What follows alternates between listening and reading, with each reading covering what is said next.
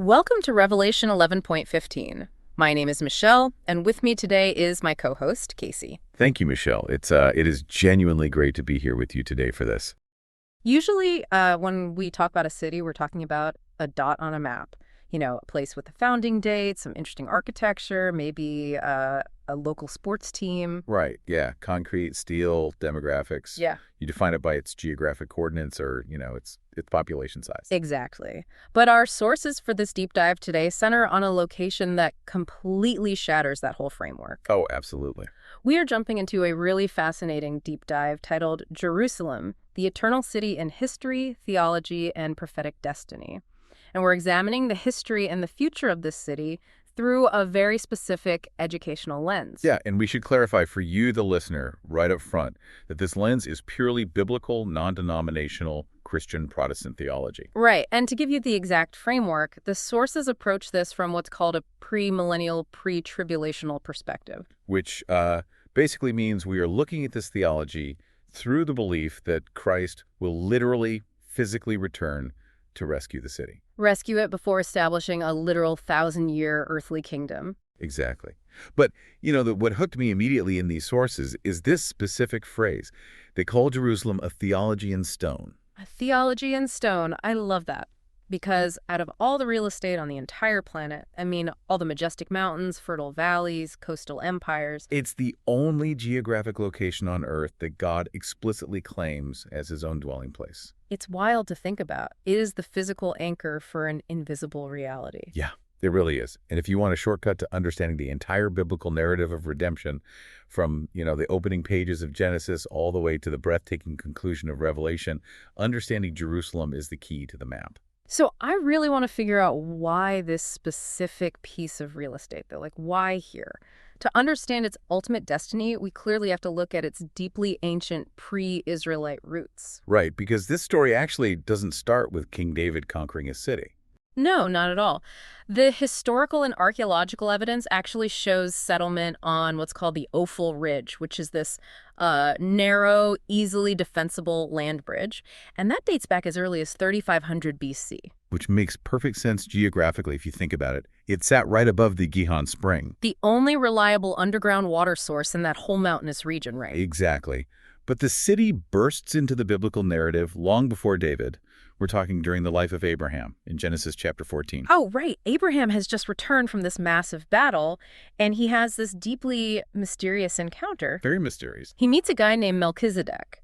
And I gotta admit, this figure used to completely confuse me. Abraham is the patriarch, right? The one who just received the covenant from God. Yeah, the main guy. Right, but then he meets this unknown guy who is described as the King of Salem and the priest of God Most High, and Abraham actually submits to him and pays him a tithe. Why? Well, the textual details here are just staggering. Melchizedek's very name is a combination of Hebrew words meaning king of righteousness. Okay, king of righteousness. And his city, Salem, comes from the word shalom, meaning peace.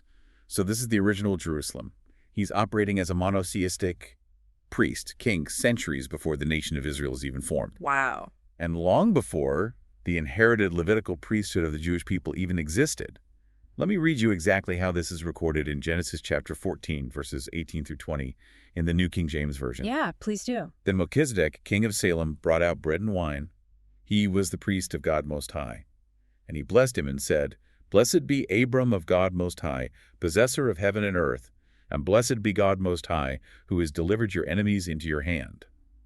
And he gave him a tithe of all. The symbolism of the bread and the wine just jumps right off the page there. Oh, completely. Melchizedek functions like this historical sneak preview. It's almost like a movie trailer for Jesus Christ. That's a great way to put it. Yeah. But it's not just a surface-level comparison, The mechanism of his priesthood is based on an indestructible life and a direct appointment by God.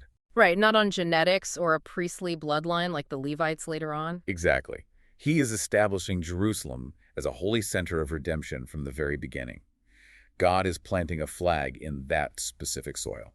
But of course, the peace of Salem does not last. No, it doesn't. As we move into the Middle Bronze Age, the city transforms into a massive Canaanite fortress called Jebus. Held by people known as the Jebusites, naturally. Right. And because of the steep valleys surrounding it, the Kidron and the Hinnom valleys, plus that secure water source, it was practically impregnable. Yeah, even when Joshua and the Israelites conquered the surrounding land, Jebus held out for centuries. It did. So how does it finally become the epicenter of the Jewish kingdom? Well, when King David finally captures it, which is around 1003 BC, he doesn't just lay a standard siege. He couldn't. The walls were too big. Right, so he pulls off this incredible tactical move. He bypasses those massive, impenetrable walls by having his men climb straight up the underground water shaft. Such a brilliant military move. And once he takes the fortress, he renames it the City of David. And David's choice of this city is really a masterclass in both political unification and spiritual vision. How so? Well, Jebus sat right on the border between the southern tribe of Judah and the northern tribe of Benjamin. So by making it his capital, David selected a neutral site. Ah, so it belonged to no single tribe. Exactly, which meant it could unify all 12. But the real theological mechanism activates when David brings the Ark of the Covenant into the city. Oh, I see. He fuses the political throne of the nation with the literal spiritual presence of God. Yes, he makes the political capital the worship capital. But David just prepared the foundation, right? Because the theology is quite literally set in stone by his son, Solomon. That's right. Solomon builds the first temple in 950 BC. And he builds it slightly north of the city on Mount Moriah, which, by the way, is the exact geographic site where Abraham was tested with Isaac. The layers of history there are just incredible. And when Solomon dedicates that temple, the biblical account states that the sheer glory of God descended so intensely that the priests couldn't even stand up to minister. Wow. But, you know, having a majestic temple and the presence of God didn't magically ensure peace or obedience. No, unfortunately it didn't. In fact, the presence of the temple actually seemed to give the Israelites a false sense of security. Yeah, they believed the city could never fall because God lived there, completely ignoring the ethical and spiritual demands of the covenant. And that theological arrogance set the stage for absolute catastrophe. The prophets, particularly Jeremiah, sounded the alarm for decades. They warned that the people's constant idolatry and social injustice would force God to remove his protection. And the judgment arrived in 586 BC. King Nebuchadnezzar and the Babylonian army besieged the city, breached the walls, and utterly destroyed Solomon's temple. And the people were dragged into a 70-year exile. For the Israelite mind, I mean, this wasn't just a military defeat, it was a devastating theological crisis. Right, like how could the God of the universe lose his house? But the biblical text makes it clear God didn't lose his house, right? He basically evicted the tenants for breach of contract. That's a perfect analogy. Evicted the tenants.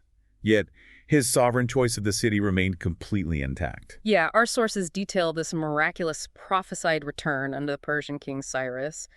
The people come back. Zerubbabel lays the foundation for the Second Temple in 516 BC. Ezra restores the teaching of the law, and Nehemiah rebuilds the city walls in just 52 days. Which sparks a chaotic period of massive turbulence for the city. I mean, the Greeks arrive, bringing Hellenistic culture and sparking the Maccabean revolt. And eventually, the Romans take control in 63 BC. Right. And to appease the local population, King Herod the Great heavily taxes the region to massively expand the Second Temple. He builds these colossal retaining walls, a portion of which is today's Western Wall, right? Exactly. And this vast, spectacular architectural marvel is the Jerusalem that Jesus of Nazareth walks into. And Jesus' ministry in the city is just explosive. He uses the city's own architecture and rituals to declare who he is. Oh, absolutely. Like, for instance, at the Feast of Tabernacles, the priests would perform this elaborate water libation ceremony. They'd pour out water to symbolize the Holy Spirit and pray for rain. Right, a highly structured, very solemn ritual. And right in the middle of that, Jesus stands up and shouts that he himself is the source of living water. He's literally claiming to be the fulfillment of the very temple rituals they are performing right in front of him. But the real climax of his collision with the city's religious establishment is the cleansing of the temple. Yeah, let's talk about the mechanics of that event. I think people often have this highly sanitized, passive image of Jesus, you know, like gentle, quiet, holding a little lamb. Oh, sure. The Sunday school picture. Exactly. But when he walks into the court of the Gentiles, he physically flips the tables of the money changers. It is a radical, aggressive protest. He essentially shuts down the ancient equivalent of Wall Street and the headquarters of a major global religion at the exact same time. Which is wild, because the commercialism was horrific, right? The religious elite were exploiting the poor through exorbitant currency exchange rates for sacrifices. It is blatant corruption. But There is a deeper theological mechanism at play here, too. Jesus is reclaiming sacred space for the marginalized. Right, because the court of the Gentiles was the outer courtyard. It was the only physical space where non-Jews were permitted to come and pray.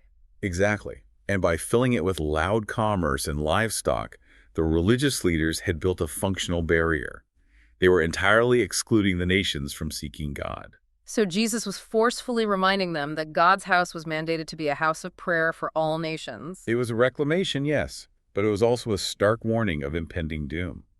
Jesus recognized that the religious system had entirely missed the hour of their visitation. Which leads directly to the Olivet Discourse. Right. Sitting on the Mount of Olives, looking across the Kidron Valley at this magnificent, gleaming Herodian temple, Jesus delivers a devastating prophecy to his disciples. And Matthew chapter 24, verse 2 records it this way, right? Yes, let me read that in full. Assuredly, I say to you, not one stone shall be left here upon another that shall not be thrown down. I mean, to the disciples, that must have sounded insane. Those stones weighed hundreds of tons. Unthinkable. But within a single generation, following the crucifixion and resurrection of Christ, that exact prophecy comes true in the most horrific way imaginable. It really does. So, if the physical temple is destroyed, how does the theology survive? Well, the theology survives because the mechanism of atonement had permanently shifted. It shifted from the physical sacrifices in the temple to the finished work of Christ on the cross. So the physical building wasn't the focal point anymore. Right. But the physical city faced absolute devastation. In 70 AD, the Roman legions under Titus breached the walls and burned the second temple to the ground. And the sources say the heat was so intense the gold melted between the stones. Yes, prompting the Roman soldiers to literally pry the massive stones apart to get the gold out, which fulfilled Christ's prophecy to the letter. Not one stone left upon another. That is chilling. And later, the Emperor Hadrian banned Jews from the city entirely, renamed it Aelia Capitolina, and changed the region's name to Palestine. Trying to permanently erase the Jewish connection to the land. And that erasure kicks off 2 millennia of what our sources call the shifting of empires. The city essentially becomes this burdensome stone for the entire world. Yeah, and we shouldn't just list these empires. We really need to understand why they fought over it. Right. Like, the Byzantine Christians took it to claim spiritual inheritance. And then the Islamic conquest in 638 AD brought the construction of the Dome of the Rock right on top of the Temple Mount. Then the Crusaders arrived, enacting horrific massacres to, quote-unquote, reclaim the holy sites, only to lose the city back to Saladin. Then you have 400 years of Ottoman Turkish rule, and finally the British Mandate in the 20th century.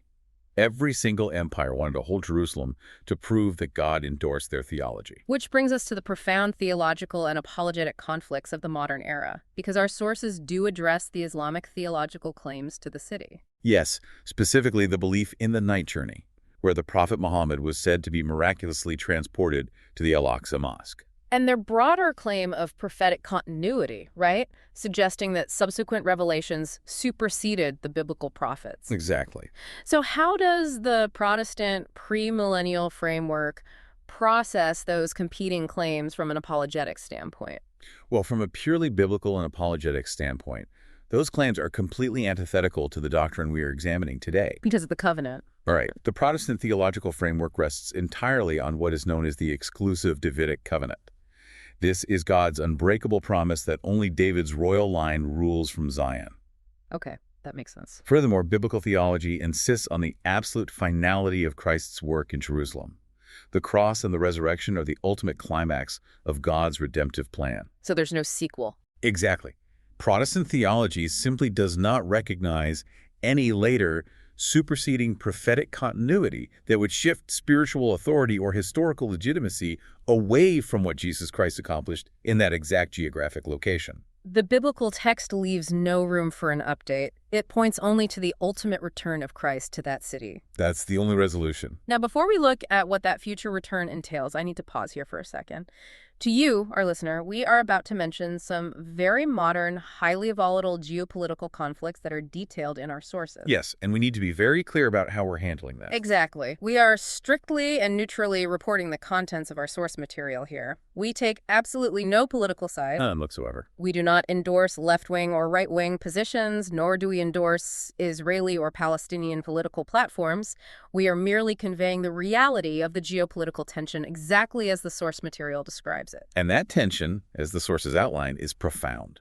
There are fierce, ongoing legal and physical land disputes in East Jerusalem neighborhoods like Sheikh Jarrah. And Silwan, too, which actually sits right on the ancient city of David. Right. There are complex legal battles over eviction orders, documented reports of settler violence, and incidents involving disproportionate force. And at the center of it all is the extreme volatility over the Temple Mount itself, which, as the sources note, was the explicitly stated motivation behind the October 7th Al-Aqsa storm attack by Hamas. It is an agonizing reality. It really is. A city whose very name means foundation of peace is locked in this violent, seemingly inescapable deadlock. It's been conquered, destroyed, and rebuilt over and over. Yeah. So how does biblical theology, specifically this premillennial perspective, resolve a gridlock that humans clearly cannot fix? Well, the theological answer is that human treaties, while maybe politically necessary right now, will never bring ultimate resolution. They're a Band-Aid. Right.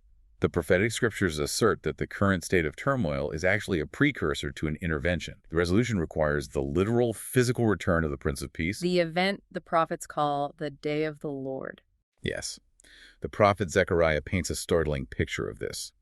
He reveals that Jerusalem will eventually be the epicenter of a final global military conflict. Okay. In the darkest moment of that siege, the Lord himself will intervene. Zechariah chapter 14, verse 4, provides this incredibly specific physical detail about the return. Let me read it from the New King James Version. Go for it. And in that day, his feet will stand on the Mount of Olives, which faces Jerusalem on the east. And the Mount of Olives shall be split in two, from east to west, making a very large valley. Half of the mountain shall move toward the north, and half of it toward the south. Wait, hold on. So theology demands a literal geological earthquake, like a physical splitting of the mountain. The premillennial perspective reads this entirely, literally, yes. His feet touch down on the exact same mountain from which he ascended in the book of Acts. Wow. And this cataclysmic event ends the global conflict and kicks off the millennial kingdom. A literal 1,000-year reign where Jerusalem is established as the administrative and spiritual capital of the entire earth. The mechanics of this era are just fascinating to me. The theology points to the construction of a third temple, right? Yes, it does. But it's fundamentally different from the previous ones. The prophet Ezekiel, in chapter 47, describes this miraculous river of living water flowing right out from under the threshold of this temple. Right, flowing eastward. Yeah, it flows all the way down through the desert into the Dead Sea, physically healing the waters and bringing life to an ecosystem that has been dead for millennia. It represents the complete reversal of the curse. Mm-hmm. And socially, the city finally lives up to its name. Foundation of peace. Exactly. Zechariah notes that survivors from all the nations will journey up to Jerusalem year after year to worship the king. The mechanism of war is entirely dismantled. Which is such a beautiful thought. It is. Isaiah chapter 2, verse 4 captures the essence of this era perfectly. He shall judge between the nations and rebuke many people. They shall beat their swords into plowshares and their spears into pruning hooks. Nation shall not lift up sword against nation, neither shall they learn war any more. I mean, that is the ultimate promise of peace. But what really blows my mind about this theology is that the millennial kingdom isn't even the end of the story. No, not at all. The 1,000 years of peace is just the prelude. It is merely the vestibule to eternity. Because the ultimate destiny of Jerusalem isn't a rebuilt city on this current fallen earth. It is the new Jerusalem. This is where biblical theology reaches its absolute zenith. The eternal state. Yeah, the Apostle John sees this in Revelation chapter 21. The first heaven and the first earth, with all their history of bloodshed and empires, have entirely passed away. Gone. And John sees something entirely new descending from the heavens. The description is breathtaking. When we read Revelation chapter 21, verse 2. Then I, John, saw the holy city, New Jerusalem, coming down out of heaven from God, prepared as a bride adorned for her husband. And the mechanism of why this city is entirely different from anything humanity has ever experienced is explained in the very next verse, verse 3. Behold, the tabernacle of God is with men, and he will dwell with them, and they shall be his people. God himself will be with them and be their God. It is the ultimate unmediated union between the Creator and humanity. No more sorrow, no more trying, no more pain. And the architecture detailed in the text is meant to just stagger the imagination. The city is laid out as a perfect cube. And that shape is highly significant. It deliberately echoes the perfect cube of the Holy of Holies from Solomon's temple. Right, the exact place where God's presence dwelled. And the text says it measures 144 cubits. It has 12 gates made of single massive pearls, each inscribed to the names of the 12 tribes of Israel. It's incredible. It rests on 12 foundations made of precious jewels, inscribed with the names of the 12 apostles. The streets are paved with pure, transparent gold. But out of all of those overwhelming, mind-bending architectural details, the one verse that absolutely stops me in my tracks is Revelation 21, verse 22. Oh, absolutely. Yeah. But I saw no temple in it, for the Lord God Almighty and the Lamb are its temple. Just try to wrap your mind around that. For thousands of years, empires have spilled oceans of blood fighting over physical temples. Yes, they have. The Babylonians, the Romans, the Crusaders. Humanity has slaughtered itself fighting over a few square acres of sacred real estate on Mount Moriah just to prove they have access to God. Right. And when we finally reach the ultimate, eternal Jerusalem, there is no temple at all. Because the concept of a temple implies a boundary. A temple says God is inside and you are outside. Wow. In the New Jerusalem, that boundary is completely obliterated. The building becomes obsolete because the glorious presence of God the Father and the Lamb is everywhere. The entire city, the entire reality is the Holy of Holies. It is a profound, totally paradigm-shifting realization. Yeah. But I want to leave you, our listener, with this final provocative thought to mull over as we close. When you step back and look at the sheer scale of this biblical tapestry, you witness a divine symmetry that is hard to fathom. The story of humanity's redemption began in the obscure ancient city of Salem with a mysterious priest-king named Melchizedek bringing out bread and wine to bless Abraham. And the entire narrative concludes with the King of Kings, Jesus Christ, hosting a perfect, eternal banquet in the New Jerusalem. A physical city of stone and conflict is ultimately transformed into an eternal city of light and absolute peace. The former things have truly passed away. It is a theology in stone that becomes a reality in eternity. Thank you so much for joining us on this deep dive into the history, theology, and prophetic destiny of Jerusalem. We deeply appreciate you taking the time to listen and explore these profound concepts with us. We really hope this analysis has brought clarity to a complex topic, and we look forward to having you tune in again for our future explorations. Keep asking questions, and until next time, keep diving deep. Thank you for joining us today. We hope this episode has inspired and encouraged you as you draw closer to our Lord and Savior, Jesus Christ. If you have thoughts, questions, or comments, we'd love to hear from you. You reach us via email at rev11.15media@gmail.com. We hope you're enjoying the story and learning what the Bible reveals about end times prophecy and the final battle at Armageddon. Thanks again for listening, and we'll see you next time. May God keep and protect you always.